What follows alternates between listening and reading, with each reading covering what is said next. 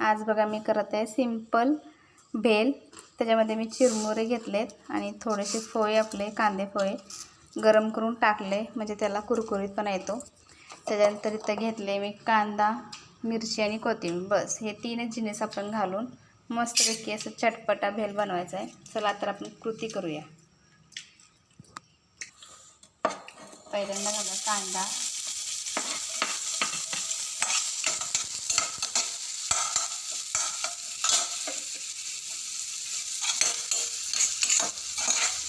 कांदा हलका असं थोडं तांबूसून द्यायचा, लय पण नाही।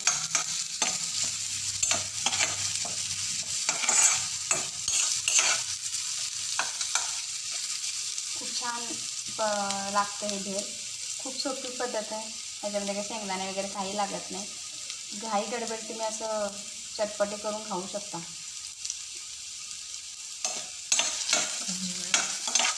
काय हो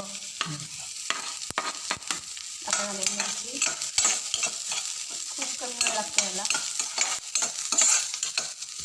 मिरची थोडीशी घालून घ्यायची।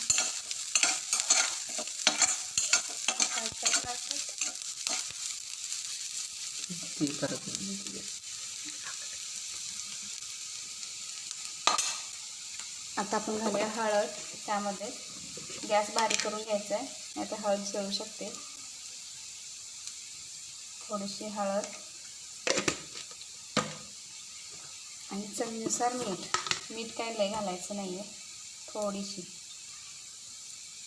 अर्धा चमचा आणि थोडंसं।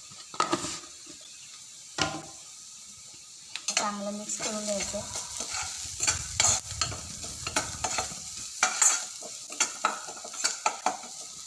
आणि असंच वरती वरनं कोथिंबीर घालूया आपण।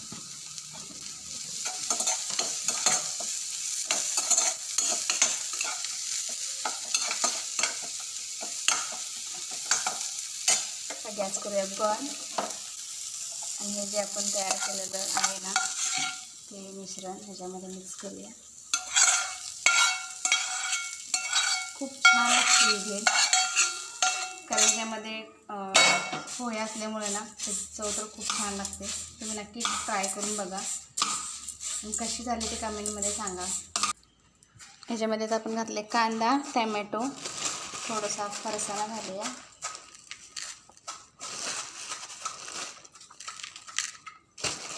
थोडेसे शेंगदाणे, खारे शेंगदाणे आणि थोडीशी वरून कोथिंबीर।